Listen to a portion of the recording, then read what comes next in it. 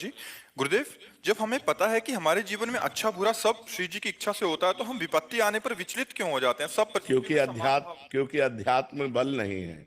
अध्यात्म बल ना होने के कारण, ज्ञान बल ना होने के कारण हमारी बुद्धि जब दुख आती है तो दुख में डूब जाती है, जब सुख आती है तो सुख में डूब जाती है। अनुकूलता प्रतिकूलता का भोग करने वाली बुद्धि सांसारिक होती है, और जो अनुकूलता और प्रतिकूलता में समता को धारण करे वो आध्यात्मिक बुद्धि होती है। इसीलिए अध्यात्म सर्वश्रेष्ठ सुख है, आत्यंतिक सुख है, जहाँ दुख का नामो निशान नहीं है। बड़े बड़े दुख में भी जो मुस्कुरा करके निकल जाए उसे आध्यात्मिक कहते हैं। सुख दुखे समय कृत्वा लाभा लाभो जया जयो। सुख दुख में, लाभ हानि में, जय पराजय में जो समान भाव रखता है वही योगी है, वही परमात्मा का मार्ग का अनुसरण करने वाला साधक है। तो अभी आप भगवत चिंतन उतना नहीं कर पा रहे हैं जिससे आपके अंदर समता आवे, तो आप नाम जप करो, शास्त्रों का स्वाध्याय करो, सत्संग करो, और जब दुख आवे तो उस समय विचार करो, ये मेरे किसी कर्म का फल है जिसको मैं भोग करके पवित्र हो रहे हूँ। और जब सुख आवे तो भगवान की दया का स्मरण करते हुए दूसरों में बांटो।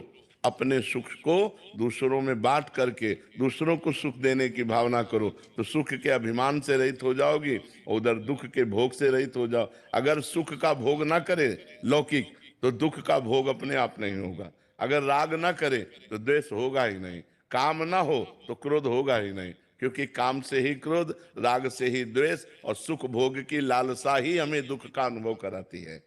गुरुदेव, जैसे हम श्री जी के सामने अपनी इच्छाएं रख देते हैं, सारी इच्छाएं रख देते हैं, श्री जी के सामने सब इच्छाएं रख देते हैं, और उसके बाद अपनी इच्छा रख के श्री जी को बोल भी देते हैं कि श्री जी देख लेना, आपको जो उचित लगे ना आप वही करना। जी बिल्कुल, उत्तम उत्तम बात है, ये उत्तम समर्पण की वृत्ति है। लेकिन अभी समर्पण हुआ थोड़ी है, ये तो वाणी से समर्पण है।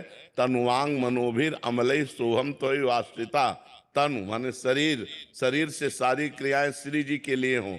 कोई भी क्रिया प्रतिकूल से विसर्जनम, जो प्रतिकूल है उसका त्याग हो जाए, तो शरीर का समर्पण, जो अभी आप बोले ये वाणी का समर्पण। और जब मन प्रियालाल के सिवा, धर्म के सिवा कहीं जाए ना, तो मन का समर्पण। और जो स्वयं में अहम बना रहे कि मैं श्यामाजू की, मैं प्रियालाल की, तो अहम का समर्पण। तनु वांग मनोभिर अमलई सोहम तयवाश्रिता। निष्काम भाव से, किसी स्वार्थ के वशीभूत होकर नहीं, हे लाडली जू, शरीर से, मन से, वाणी से और स्वयं से मैं आपकी शरण में, तब बात बनती है।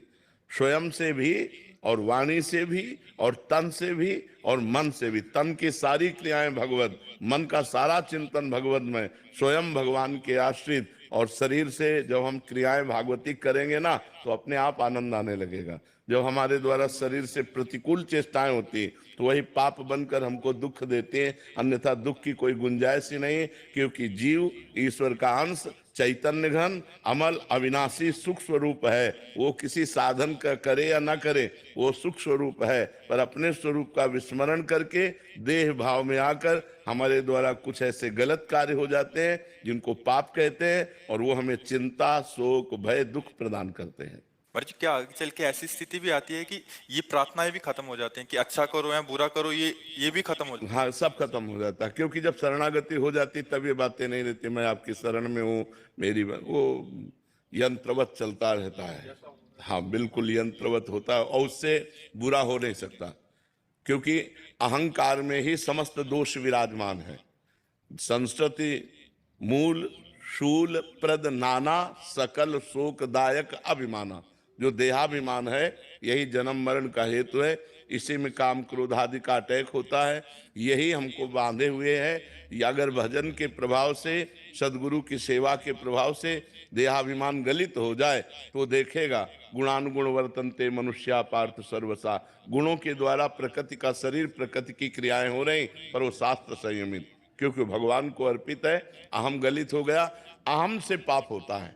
मैं स्त्री हूं तो पुरुष का आकर्षण, मैं स्त्री हूं तो नाना प्रकार के व्यवहार का सृजन, मैं यही हमारे जन्म मरण का हेतु है। और जब यही मैं शुद्ध ब्रह्म स्वरूप हो जो है अनुभव आ जाता है, तो फिर ये सब मलिनताएं नष्ट हो जाती हैं। उसी जब हम भगवान की शरण में हो गए तो अहम नष्ट हुआ, या हम ब्रह्म स्वरूप का चिंतन किया तो अहम नष्ट हुआ।